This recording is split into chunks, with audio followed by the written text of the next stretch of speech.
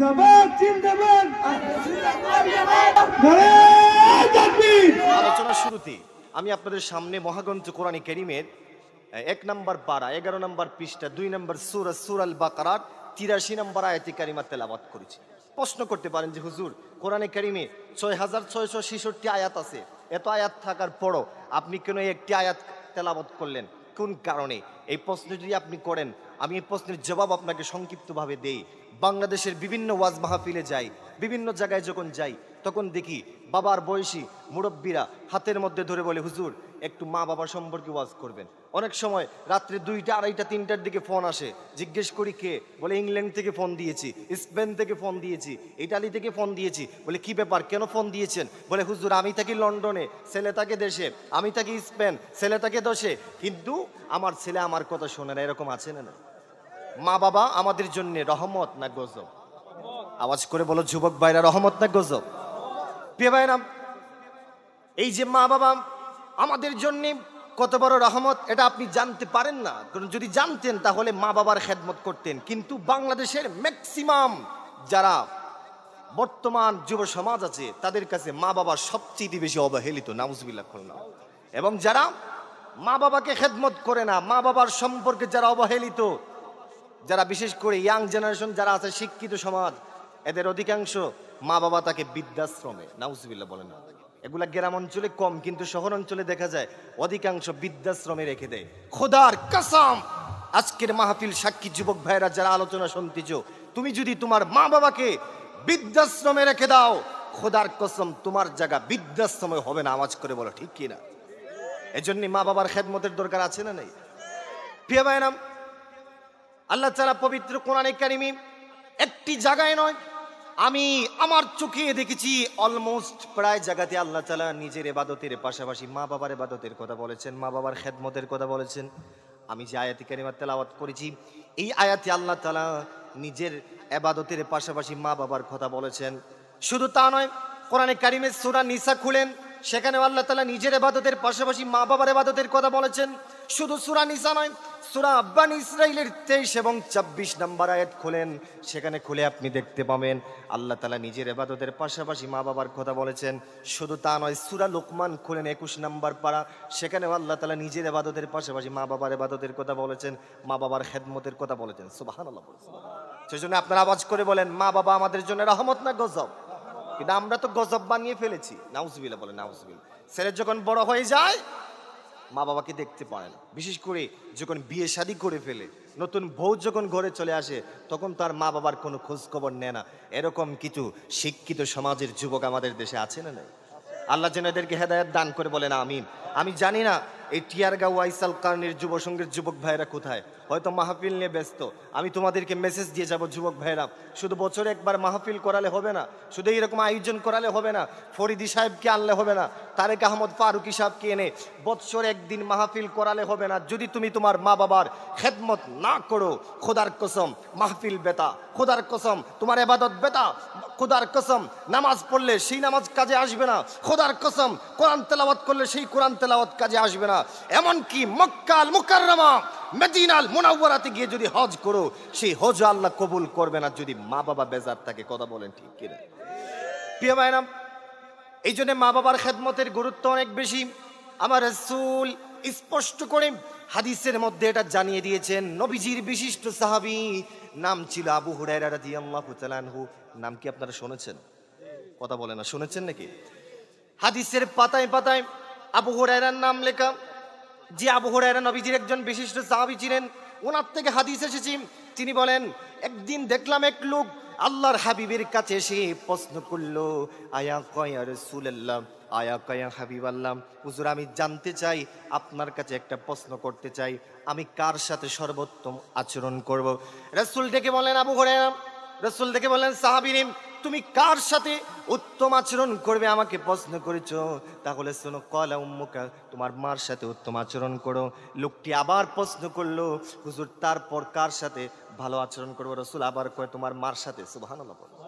রাসূল আমার ডেকে বলেন, সাহাবী তুমি আমাকে প্রশ্ন করেছো কার ইবাদত করবে, কার সাথে শুদ্ধ আচরণ করবে? আমি রাসূল ঘোষণা দিলাম, মার সাথে করো। ওই লোকটি 3 বার নবীকে প্রশ্ন করলো। সহিহ বুখারী কিতাবুল আদবের মধ্যে হাদিসটি এসেছে, 3 বার নবীজি বললেন তোমার মার সাথে ভালো আচরণ করো। লোকটি তো নবীর সাহাবী, কারণ সাহাবীরা বারবার নবীকে প্রশ্ন করতেন। সুবহানাল্লাহ, সুবহান। লোকটি আবার জিজ্ঞেস করলো, ইয়া রাসূলুল্লাহ, ইয়া হাবিবাল্লাহ, তারপর আমি কার সাথে উত্তম আচরণ করব? রাসূল বলে তোমার বাবার সাথে করো। প্রশ্ন হতে পারে 3 বার রাসূল মার কথা বললেন, একবার কেন বাবার কথা বললেন? কারণ আছে না নাই? এই প্রশ্নের জবাবে রাসূল বলেছেন, সাহাবীরানি, তোমার মা তোমার জন্য যত কষ্ট করেছে তোমার বাবা তত কষ্ট করে নাই। রে সাহাবীরা শোনো, তুমি যখন পেটে ছিলে তোমার মা 10 মাস 10 দিন তোমাকে পেটে রেখেছে। আল্লাহু আকবার। রাসূল বলেন, সাহাবীরা শোনো, তোমার মা প্রসব যন্ত্রণা সহ্য করেছে।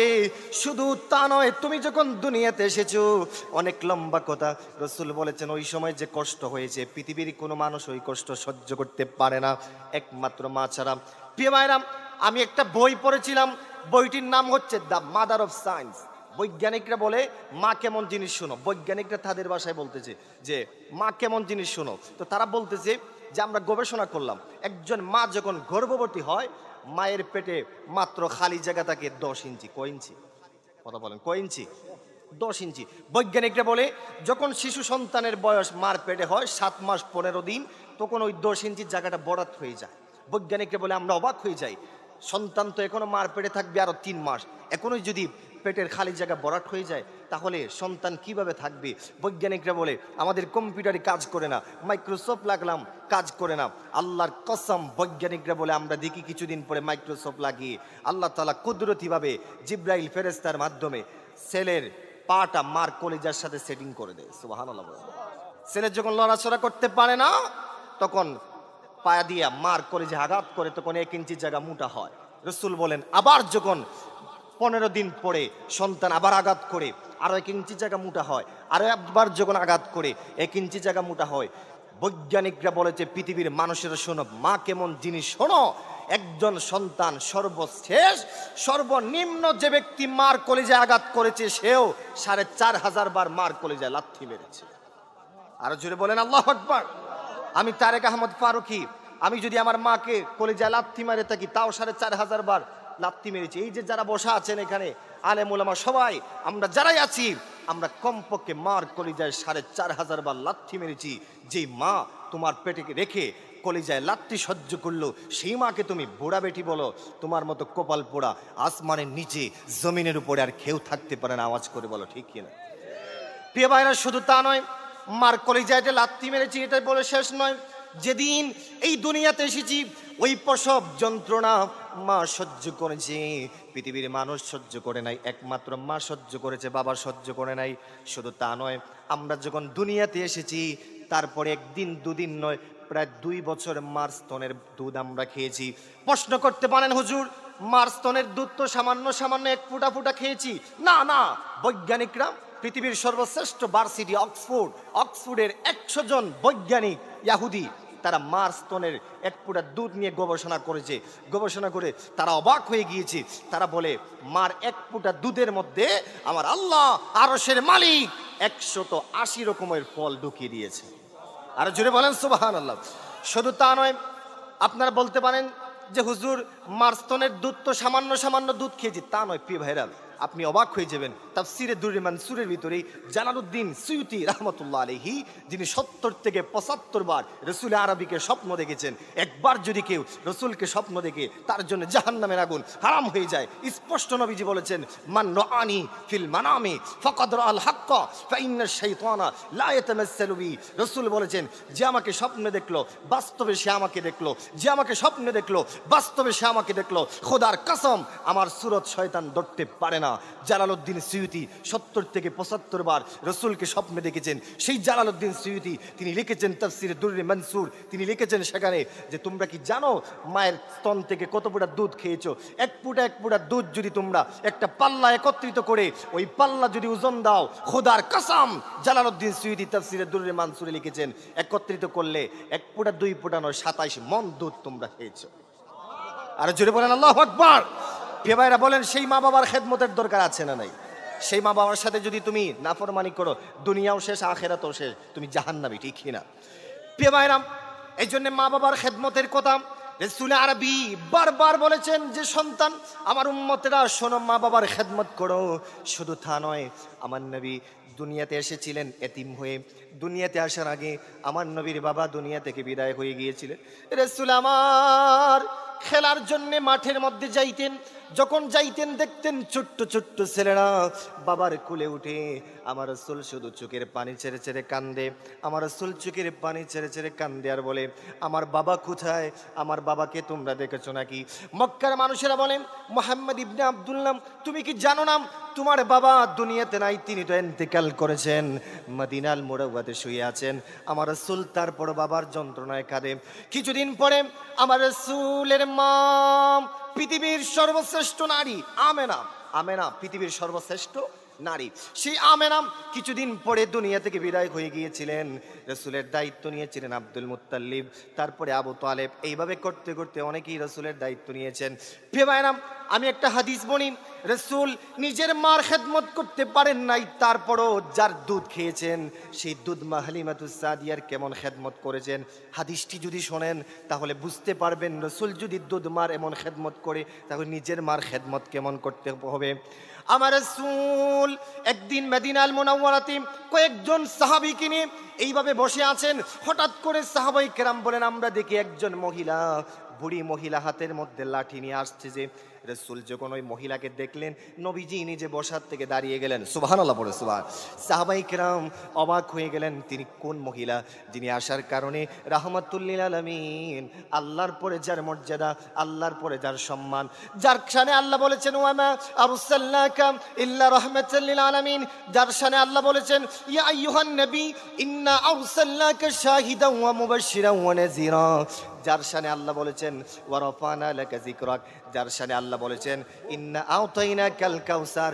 এত মর্যাদা, আল্লাহর পরে যার সম্মান, আল্লাহর পরে যার মর্যাদা, সেই রাসূল যিনি এই তো রজবের চাঁদে আল্লাহর সাথে সাক্ষাৎ করার জন্য পৃথিবীতে যত নবী এসেছিলেন সবাই দুনিয়াতে আল্লাহর সাথে কথা বলেছেন, কেউ আল্লাহর বাড়িতে যাইতে পারে নাই। প্রিয় ভাইরা, আমি আপনি কেমন নবীর উম্মত, যেই নবী এই রজবের চাঁদে মক্কাল মুকাররমার উম্মে হানির ঘর থেকে জিব্রাইলের দ্বারা আমার রাসূল ৭ আসমান পাড়ি দিয়ে আল্লাহর আরশে আজিমের সাথে সরাসরি আল্লাহর সাথে সাক্ষাৎ করেছে। আল্লাহু আকবার। আল্লাহ যেই রাসূলের এত মর্যাদা, যিনি হাসরের ময়দানে উম্মতের জন্য চোখের পানি ঝরঝর ঝরে চাঁদবে। আমার রাসূল হাসরের ময়দানে এক দৌড় দিয়ে মিজানের পাল্লার পাশে যাবে, আরেক দৌড় দিয়ে জাহান্নামের গেইটে যাবে, আরেক দৌড় দিয়ে জাহান্নামের গেইটের মধ্যে যাবে, আরেক দৌড় দিয়ে মিজানের পাল্লার কাছে যাবে, আরেক দৌড় দিয়ে হাউজে কাউসারের পানি যেখানে বিলানো হবে সেখানে যাবে। নবীজির মেয়ে ফাতেমাতুজ জাহরা রাদিয়াল্লাহু তাআলা আনহা জিজ্ঞেস করলেন, ইয়া রাসূলুল্লাহ, হাসরের ময়দানে আপনাকে কোথায় গেলে পাওয়া যাবে, কোন জায়গায় গেলে আপনাকে পাওয়া যাবে, সেই জায়গাটা একটু বলেন। আমার রাসূল বলেন, ফাতেমা, তুমি যদি আমাকে পেতে চাও মিজানের পাল্লার কাছে যাবে, আমাকে যদি পেতে চাও হাউজে কাউসারের কাছে যাবে, আমাকে যদি পেতে চাও জাহান্নামের গেইটের মধ্যে যাবে। মা ফাতেমা ডেকে বলেন, বাবা কেন কেন? হাসরের ময়দানে তো আল্লাহ তাআলা আপনাকে তো সম্মান দিয়েছেন, আল্লাহ বলেছেন হাসরের ময়দানে মাকামে মাহমুদ আপনার জন্য রেখেছেন, সেই হাসরের ময়দানে আপনি কেন দৌড়াদৌড়ি করবেন? ইয়া রাসূলুল্লাহ, হাসরের ময়দানের বাদশা হচ্ছেন আপনি। সুবহানাল্লাহ পড়ে সুবহান। ইয়া রাসূলুল্লাহ, হাসরের ময়দানের রাজত্ব বাদশাহী আল্লাহ তাআলা আপনাকে দান করেছেন, তারপরও কেন আপনি দৌড়াদৌড়ি করবে? আমার রাসূল চোখের পানি ছেড়ে দিয়ে কয়, ফাতেমা তুমি জানো না আমি রাসূল দুনিয়াতে আসার আগে রূহের জগতে উম্মতের মায়ায় কেঁদেছি, দুনিয়াতে আসার পরে 63 বছর জিন্দেগি একটা রাতও আরামের মধ্যে ঘুমাই নাই, একটা রাতও বিছানার মধ্যে ঘুমাই নাই। নবীজির আরেকজন স্ত্রী ছিলেন উম্মত জননী, জান্নাতের নারী কুলের শিরোমণি আয়েশা সিদ্দিকা রাদিয়াল্লাহু তাআলা আনহা বলেন, পৃথিবীর মানুষেরা শোনো, হাদিসটি সহিহ বুখারীতে এসেছে। উম্মত জননী আয়েশা সিদ্দিকা বলেন, ইয়াকুলু মিনাল লাইলি হাত্তা তাতাফাত্তারা কদামাহু। সুবহানাল্লাহ পড়ে সুবহান। উম্মত জননী জান্নাতের নারীকুলের শিরোমণি আয়েশা সিদ্দিকা রাদিয়াল্লাহু তাআলা আনহা বলেন, পৃথিবীর মানুষেরা শোনো, তোমরা কোন নবীর উম্মত হয়েছে একটু শোনো। আমি আয়েশা দেখেছি কোনোদিন রাত্রে আমার রাসূল ঘুমাতেন না, রাত যখন গভীর হয়ে যেত রাসূল ঘুম থেকে উঠে সেজদায় পড়ে যাইতেন, সেজদায় পড়ে ছোট্ট বাচ্চার মতো কাঁদতেন। আয়েশা সিদ্দিকা জিজ্ঞেস করলেন, আয়া কয়া রাসূলুল্লাহ, আয়া কয়া হাবিবাল্লাহ, আপনি তো সেই নবী যার কোনো গুনাহ নাই, আপনি তো মাসুম নিষ্পাপ, তারপরও কেন আপনি কান্দেন, কোন কারণে কাঁদেন? আমার রাসূল ডেকে বলেন, আয়েশা আমি আমার জন্য কান্দি না, আমি কান্দি আমার এতিম উম্মতের জন্য। আল্লাহু আকবার বলো। প্রিয় ভাইরা, যেই রাসূলের এত শান, এত মর্যাদা, সেই রাসূল হাসরের ময়দানে একটা দৌড় দিবে জাহান্নামের গেইটে, আরেকটা দৌড় দিবে মিজানের পাল্লার কাছে, আরেকটা দৌড় দিবে হাউজে কাউসারের পাশে। শুধু আমার রাসূল দৌড়াদৌড়ি করতে থাকবে, আমার একটা উম্মতকে যেন ফেরেশতারা জাহান্নামে নিতে না পারে। যেই রাসূলের এত মর্যাদা, যেই রাসূলের এত সম্মান, যেই রাসূলের এত ইজ্জত, সেই রাসূল যেই মহিলাকে দেখার পরে দাঁড়িয়ে গেলেন, আপনারা বলেন সেই মহিলার দাম আছে না নাই? আরো জোরে চিল্লায় বলেন আছে না নাই? নারে তাকবীর, নারে রিসালাত। প্রিয় ভাইরা, সাহাবায়ে কেরাম তো অবাক হয়ে গেলেন। আমি কথাগুলি কিন্তু তাড়াহুড়া করছি যেহেতু সময় কম, এই কথাগুলি যদি বলতে পারতাম তো 2-2.5 ঘন্টা যাইতো, কিন্তু সময় কম যার কারণে তাড়াহুড়া করছি। সাহাবায়ে কেরাম অবাক হয়ে গেলেন যে তিনি কোন মহিলা, যিনি আসার কারণে রাহমাতুল আলামিন দাঁড়িয়ে যায়, তিনি তো সামান্য কোনো মহিলা নয়। রাসূলের এই কথা দেখার পরে সাহাবায়ে কেরাম অবাক হয়ে গেলেন। আমার রাসূল শুধু দাঁড়ান নাই, মহিলাকে এগিয়ে নিয়ে আসলেন। আসার পরে রাসূলের শরীর মোবারকে চাদর মোবারক ছিল, নবুয়তি চাদর, যেই চাদরের কথা কোরআনে আল্লাহ বলেছে, সেই চাদর ছিল রাসূলের গায়ে। সেই চাদর ওই মহিলার জন্য বিছিয়ে দিল। সুবহানাল্লাহ। ওই মহিলা কিছু কথা বললেন, বলার পরে চলে গেলেন। রাসূল ওই মহিলাকে আবার এগিয়ে দিয়ে আসলেন। সাহাবায়ে কেরাম অবাক, আয়া কয়া রাসূলুল্লাহ, আয়া কয়া হাবিবাল্লাহ, তিনি কোন মহিলা যিনি আসার কারণে আপনি রাসূল দাঁড়িয়ে গেলেন, আপনার নবুয়তি চাদর বিছিয়ে দিলেন? হুজুর সেই মহিলার একটু পরিচয় আমাদেরকে দেন। রাসূল চোখের পানি জর করে ছেড়ে দিলেন। জগন্নাথপুরবাসী, সুনামগঞ্জবাসী, সিলেটবাসী শোনেন, টিয়ারগাঁওবাসী এই মাহফিল আয়োজন করেছেন, রাসূল কি বলেছেন শোনেন। রাসূল বলেন, সাহাবীরা তোমরা জানো না তিনি অন্য কোনো মহিলা নয়, তিনি আমার দুধমা হালিমাতুস সাদিয়া। সুবহানাল্লাহ। সাহাবায়ে কেরাম বলেন, হুজুর বুঝলাম তিনি হালিমাতুস সাদিয়া, আপনি কেন দাঁড়ালেন, কেন এত সম্মান করলেন? আমার রাসূল চোখের পানি জর করে ছেড়ে দিয়ে কয়, সাহাবীরা রে শোনো, আমি শুধু আমার হালিমাতুস সাদিয়াকে সম্মান জানাই নাই, এটা আমি আমার উম্মতদেরকে শিক্ষা দিয়ে গেলাম। উম্মতেরা শোনো, আমি নিজের মাকে পাই নাই, দুধ মা হালিমাতুস সাদিয়াকে পাওয়ার পরে যদি এত সম্মান করি, তাহলে নিজের মাকে কেমন সম্মান করতে হবে? আল্লাহু আকবার বলে আল্লাহ। সবাই মহাব্বতে দিল নরম করে আমার সাথে সাথে বলেন, জান্নাতের চাবি আমার মা, মা গো জান্নাতের চাবি। একটু জবানটা খুলেন না, বলেন না, জান্নাতের চাবি আমার মা, মা গো জান্নাতের। বলেন, মা যার বেঁচে নাই তার মতন দুঃখী নাই। বলেন বলেন, মা যার বেঁচে নাই তার মতন দুঃখী নাই, খালা ফুফু মায়ের মতো নয়, মা গো জান্নাতের চাবি আমার মা। এমন হতে পারে আপনার মা বাবার কবরের আযাব আল্লাহ মাফ করে দিতে পারে। বলেন, জান্নাতের চাবি আমার মা গো জান্নাতের চাবি। প্রিয় ভাইরাম, সেই মা বাবার এত সম্মান, এত ইজ্জত, যাদের কথা আল্লাহ তাআলা কোরআনে কারিমে নিজের ইবাদতের পাশাপাশি মা বাবার খেদমতের কথা আল্লাহ তাআলা জায়গায় জায়গায় বলেছেন, কিন্তু অত্যন্ত দুঃখজনক হলেও সত্য, আজকে ম্যাক্সিমাম এলাকাতে যখন যাই তখন এই খবরটা শোনা লাগে যে হুজুর আমার ছেলে আমার কথা শোনে না, আমার ছেলে আমার কথা শোনে না। প্রিয় ভাইরা, আল্লাহর কসম, মা বাবাকে কষ্ট দিয়ে, আমি আগেও বলেছি, মা বাবাকে কষ্ট দিয়ে এই মাহফিল কেন, মসজিদ বানিয়ে মাদ্রাসা বানিয়ে মা বাবাকে কষ্ট দিয়ে হাজার হাজার টাকা যাকাতের টাকা মানুষদেরকে দিয়া, এমনকি মা বাবাকে কষ্ট দিয়া যদি মক্কা আল মুকাররমা মদিনা আল মুনাওয়ারাতে যান, আপনার হজ পর্যন্ত আল্লাহ তাআলা কবুল করবে না। কথা বলেন ঠিক কিনা? প্রিয় ভাইরা, মা বাবা কেমন সম্পদ। মা বাবা যদি অমুসলিম হয়, মা বাবা যদি মুসলমান না হয়, তারপর আপনি ছেলে মা বাবাকে ধমক দিতে পারবেন? কথা বলেন, পারবেন? নবীজির সাহাবী আবু হুরায়রা রাদিয়াল্লাহু তাআলা আনহুর কথা আমি বলতেছিলাম। আবু হুরায়রা নবীজির বিশিষ্ট সাহাবী। হাদিসের পাতায় পাতায় যে আবু হুরায়রার কথা পাওয়া যায়, সে আবু হুরায়রার জীবনীর মধ্যে এসেছে। রাসূলের সাহাবী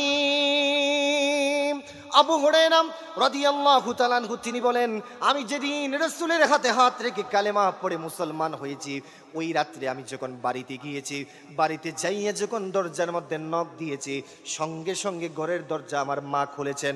খোলার পরে আমার মা জিজ্ঞেস করলেন, আবু হুরায়রা এই গভীর রাত্রে তুমি কোথা থেকে এসেছো? নূর নবীর সাহাবী আবু হুরায়রা রাদিয়াল্লাহু তাআলা আনহু বলেন, মা আমি তো ছিলাম রাসূলের দরবারে, মুহাম্মদ ইবনে আব্দুল্লাহর দরবারে ছিলাম। ওনার দরবার থেকে আসতে আসতে আমার রাত হয়েছে, সেই জন্য আমি রাত করে এসেছি। নূর নবীর সাহাবী আবু হুরায়রা রাদিয়াল্লাহু তাআলা আনহু বলেন, নবীজির কথা শোনা মাত্রই আমার মার মাথার মগজ খারাপ হয়ে গিয়েছে। নাউজুবিল্লাহ, নাউজুবিল্লাহ। আবু হুরায়রার মা হাতের মধ্যে লাঠি লইয়া নবীজির সাহাবী আবু হুরায়রাকে আঘাতের পর আঘাত শুরু করলেন, আঘাতের পর আঘাত শুরু করলেন। আঘাত করতে করতে রাসূলের সাহাবী আবু হুরায়রা বেহুশ হয়ে জমিনে পড়ে গেলেন। আবু হুরায়রার মা এত বেশি মারলেন, এক পর্যায়ে আবু হুরায়রার হুঁশ ফিরে না। কিছুক্ষণ পরে যখন হুঁশ ফিরল, এবার আবু হুরায়রার মা আবু হুরায়রাকে জিজ্ঞেস করতেছে, রে আবু হুরায়রা বল, তুই কি আর মুহাম্মদ ইবনে আব্দুল্লাহর দরবারে যাবে কিনা? তুই বল, যদি তুই না বলস তাহলে আজকেই তোকে জানে মেরে ফেলবো। আপনারা শুনেন নবীজির সাহাবী আবু হুরায়রা রাদিয়াল্লাহু তাআলা আনহু কি জবাব দিয়েছিলেন। আবু হুরায়রা নবীজির সাহাবী চোখের পানি জর জর করে ছেড়ে দিয়ে কয়, মা, নবীজির দরবারে যাওয়ার কারণে তুমি আমাকে আঘাত করতেছো। মা গো, শুনে রাখো, আমি আমার সিদ্ধান্ত জানাচ্ছি। মা, নবীজির দরবারে যাওয়ার কারণে তুমি এইভাবে আঘাত করেছো। তুমি যদি আমাকে আঘাত করতে করতে দুনিয়া থেকে বিদায় করে দাও, মা, আমি আবু হুরায়রা যদি নবীজির দরবারে যাওয়ার অপরাধে আমাকে যদি তুমি মারতে মারতে পৃথিবী থেকে বিদায় করে দাও, আমি যদি পৃথিবী থেকে চলে যাই, আল্লাহ যদি আমাকে আবার হায়াত দেয়, আবার যদি পৃথিবীতে আসি, আবার যদি নবীর দরবারে যাওয়ার কারণে মারতে মারতে আমাকে বিদায় করে দাও, মা, আবার যদি দুনিয়া থেকে চলে যাই, আবার যদি দুনিয়াতে আসি, তুমি মারতে মারতে আমাকে বিদায় করে দাও, খোদার কসম 100 বার যদি দুনিয়াতে আসি, 100 বার যদি তোমার হাতের আঘাত খাইয়া পৃথিবী থেকে চলে যাই, আমি আবু হুরায়রা একটি সেকেন্ডের জন্য রাহমাতুল লিল আলামিনের দরবার ছাড়তে পারবো না। আল্লাহু আকবার বলে রাসূলের সাহাবী আবু হুরায়রাকে সারা রাত মা মারলেন। পরের দিন সকালবেলা নূর নবীর সাহাবী আবু হুরায়রার শরীর রক্তে লাল হয়ে গিয়েছে। রাসূলের দরবারে গেলেন। রাসূল আবু হুরায়রাকে দেখেই বসার থেকে দাঁড়িয়ে বললেন, আবু হুরায়রা রে, কি হয়েছে? কে তোমাকে আঘাত করেছে? তোমার এই বডি কেন রক্তে লাল হয়ে গিয়েছে? কোন কারণে বলো? নবীজির সাহাবী আবু হুরায়রা চোখের পানি জোর জোর করে ছেড়ে দিয়ে কয়, ইয়া রাসূলুল্লাহ, ইয়া হাবিবাল্লাহ, দুনিয়ার অন্য কোনো মানুষ আমাকে আঘাত করে নাই, একজন মানুষ আঘাত করেছে। সেই কথা আমি কেমনে বলবো? আমার ভিতরে লজ্জা লাগতেছে। রাসূল বলেন, কি ব্যাপার বলো, কে তোমাকে আঘাত করে? আকবার। রাসূল আমার যেই মাত্র শুনেছেন আবু হুরায়রার মা রাসূলকে আঘাত, আবু হুরায়রার মা আবু হুরায়রাকে আঘাত করেছে, রাসূল আরো থমকে গেলেন। কি বলবেন? আবু হুরায়রাকে কি সান্ত্বনা দিবেন? কোনো ভাষা পাচ্ছেন না। এবার নবীজি আবু হুরায়রাকে বললেন, আবু হুরায়রা, তোমার মা যেহেতু তোমাকে আঘাত করেছে, এখানে আমি রাসূল কিছুই করতে পারবো না, কোনো বিচার করতে পারবো না, তুমি চলে যাও। এবার আল্লাহর হাবিবের সাহাবী আবু হুরায়রা রাদিয়াল্লাহু তাআলা আনহু চোখের পানি জোর জোর করে ছেড়ে দিয়ে কয়, ইয়া রাসূলুল্লাহ, ইয়া হাবিবাল্লাহ, আমার মা আমাকে আঘাত করেছেন, আমি আপনার কাছে নালিশ দিতে আসি নাই, আমি এসেছি একটা কারণে। আপনি তো সেই রাসূল যিনি হাত মোবারকের আঙ্গুলি আকাশে ইশারা করলে আকাশের চন্দ্র 2 টুকরা হয়ে যায়। আল্লাহু আকবার। আপনি তো সেই রাসূল যিনি হাত মোবারকের আঙ্গুল মোবারক আকাশের দিকে ইশারা করলে আসরের সময়, মাগরিবের সময় আসরের সময় হয়ে যায়। আপনি তো সেই রাসূল মানুষের হাতের ভিতরে কি আছে, আপনি হাতের শাহাদাত আঙ্গুলি দিয়ে ইশারা করলে পাথরের জবান খুলে যায়। আল্লাহু আকবার। রাসূলের সাহাবী আবু হুরায়রা বললেন, ইয়া রাসূলুল্লাহ, আমি আমার মার বিরুদ্ধে আপনার কাছে নালিশ দিতে আসি নাই, এসেছি একটি কারণে। সেই কারণ হচ্ছে আপনি একটু আমার মার জন্য আল্লাহর কাছে দোয়া করেন, আমার মা যেন কালেমা পড়ে মুসলমান হয়ে যায়। রাসূল আমার আবু হুরায়রার কথা শুনে সঙ্গে সঙ্গে হাত মোবারক আকাশের দিকে তুললেন আর বললেন, আল্লাহুম্মা হদি উম্মি আবু হুরায়রা, আল্লাহুম্মা হদি উম্মি আবু হুরায়রা, আল্লাহুম্মা হদি উম্মি আবু হুরায়রা। রাসূল হাত তুলে বললেন, মালিক, আবু হুরায়রার মাকে তুমি মুসলমান বানিয়ে দাও। আর ওইদিকে নবীজির সাহাবী আবু হুরায়রা রাদিয়াল্লাহু তাআলা আনহু নবীজি আবু হুরায়রার মার জন্য দোয়া করতেছেন, আর আবু হুরায়রা দৌড়ে দৌড়ে বাড়ির দিকে যাচ্ছেন। সাহাবায়ে কেরাম অবাক হয়ে গেল, আবু হুরায়রা তো শান্তশিষ্ট মানুষ, কোনোদিন এইভাবে দৌড়ায় না। সাহাবায়ে কেরাম আবু হুরায়রার পাঞ্জাবির মধ্যে দৌড়ে বলে, আবু হুরায়রা কোথায় যাচ্ছ, কোন কারণে দৌড়িয়ে যাচ্ছ? আবু হুরায়রা বলে, সাহাবীরা রে, আমার জামা ছেড়ে দাও, আমাকে বাড়িতে যেতে দাও, আমি বাড়িতে যাইয়া দেখতে চাই। আমি বাড়িতে গিয়ে আগে পৌঁছলাম না আমার রাসূলের দোয়া আমার বাড়িতে গিয়ে আগে পৌঁছলো? নবীজির সাহাবী আবু হুরায়রা রাদিয়াল্লাহু তাআলা আনহু বাড়িতে চলে গেলেন। বাড়িতে যাইয়া ঘরের দরজার মধ্যে যখন নক দিলেন, নক দেওয়ার সঙ্গে সঙ্গে ওনার মা ডেকে বললেন, আবু হুরায়রা একটু দাঁড়াও, আমি গোসল করতেছি, তারপরে দরজা খুলতেছি। নবীজির সাহাবী আবু হুরায়রা বলেন, মার কণ্ঠের আওয়াজেই বুঝে ফেলেছি আমার রাসূলের দোয়া মার জন্য কবুল হয়ে গিয়েছে। আল্লাহু আকবার। রাসূলের সাহাবী আবু হুরায়রা রাদিয়াল্লাহু তাআলা আনহু বলেন, মার কণ্ঠেই বুঝে ফেলেছি, কারণ প্রতিদিন এইভাবে দরজার মধ্যে নক দেওয়ার পরে আমার মা ধমক দিতেন, কিন্তু আজকে ধমক দেয় না, মিষ্টি সুরে আমাকে বলে, আবু হুরায়রা দাঁড়াও, আমি গোসল করতেছি, তারপরে দরজা খুলতেছি। আল্লাহু আকবার, আল্লাহু আকবার। রাসূল আমার যেই মাত্র আবু হুরায়রার মার জন্য দোয়া করেছেন, দোয়া তো কবুল হয়ে গিয়েছে। এবার আবু হুরায়রার মা কিছুক্ষণ পরে দরজা খুললেন। আবু হুরায়রা কয়, আমি তাকাইয়া দেখি মার চুল থেকে পানি পড়তেছে, মার শরীর থেকে পানি পড়তেছে। আবু হুরায়রা বললেন, মা গো, এই গভীর রাত্রে কেন তুমি গোসল করতেছো, কারণ কি? মা ডেকে বললেন, আবু হুরায়রা রে, গতকালকে রাহমাতুল লিল আলামিনের দরবার থেকে এসেছো, তোমাকে বিনা কারণে আমি বিনা অপরাধে তোমাকে আঘাত করেছি, কাজটা আমি ভালো করি নাই। সুবহানাল্লাহ পড়েছো, তুমি তো খারাপ কাজ করো নাই, মুহাম্মদুর রাসূলুল্লাহ তিনি আল্লাহর রাসূল, এতে কোনো সন্দেহ নাই। এবার আবু হুরায়রা রাদিয়াল্লাহু তাআলা আনহুর মা আবু হুরায়রাকে ডেকে বললেন, আবু হুরায়রা রে, আর দেরি করো না, আমাকে নিয়েছিল মুহাম্মদ ইবনে আব্দুল্লাহর দরবারে, আমিও তোমার সাথে মুহাম্মদুর রাসূলুল্লাহর হাতে হাত রেখে কালেমা পড়ে মুসলমান হয়ে যাব। বলেন আল্লাহু আকবার, বলেন নারে তাকবীর, নারে রিসালাত। এবার চিন্তা করুন, আবু হুরায়রার মা রাসূলের কাছে আসলেন, কালেমা পড়ে মুসলমান হয়ে গেলেন। প্রিয় ভাইরা, এখান থেকে কয়েকটা মেসেজ আপনাদেরকে নিতে হবে। প্রথম হচ্ছে, মা যদি অমুসলিম হয়, মুশরিকা হয়, মা বাবা যদি অমুসলিম হয়, মুশরিকা হয়, আপনি সন্তান মা বাবার দিকে চোখ রাঙিয়ে কথা বলতে পারবেন না। যেখানে অমুসলিম মা বাবার ব্যাপারে এই কথা হয়েছে, আর আপনার মা তো মুসলমান, আপনার বাবা তো মুসলমান, সেই মা বাবার দিকে যদি আপনি চোখ রাঙ্গান, আল্লাহর আরশ পর্যন্ত খেপে যাবে। কথা বলেন ঠিক কিনা? প্রিয় ভাইরা, অনেক লম্বা কথা। মা বাবার খেদমত, এটি শুধু আমাদের জন্য মা বাবার রহমত নয়, পৃথিবীর অন্যতম রহমত। মা বাবা যদি আমাদের সাথে ভালো আচরণ না করতেন, তাহলে কি আমরা দুনিয়াতে আসতে পারতাম? কথা বলেন, আসতে পারতাম?